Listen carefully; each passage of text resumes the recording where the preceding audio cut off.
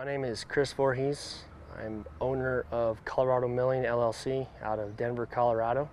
And we are currently in the Denver-City County overlay project.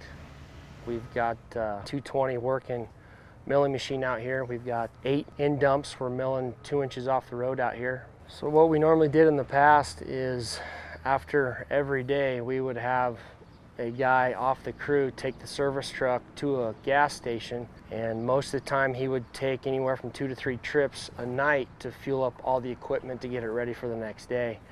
A lot of times it was overtime work and it was long-term very expensive. With the trailer, it's got a 100-gallon def tank on it, and we probably empty this trailer every other day. So we're fueling this trailer up to capacity about 3 times a week. We'll show up and fuel our equipment. It cuts back on our time taking trips to the fuel station. It's very valuable just in cutting overtime and costs. The beautiful thing about this trailer is you don't need a DOT or a HAZMAT license for this trailer. The way it's set up, there's valves for every tank in the trailer, and as long as those valves are closed going down the road, you're perfectly legal.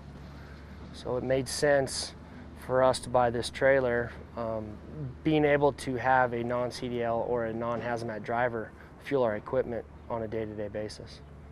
That is a very important deal with this trailer, is anybody can essentially run it that has common sense that can pull a trailer. It hauls nice. Again, it's short, easy to pull. You can get in and out of tight areas pretty easy. With this def tank, we're able to roll up on the job, fill the equipment up without making a mess, and be in and out as quick as we can to get the job going.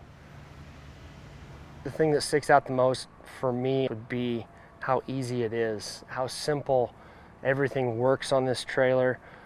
You can't really screw anything up on it. The valving system, how the pump operates, how the def pump and tank operate, it's very easy, simple to run, to operate.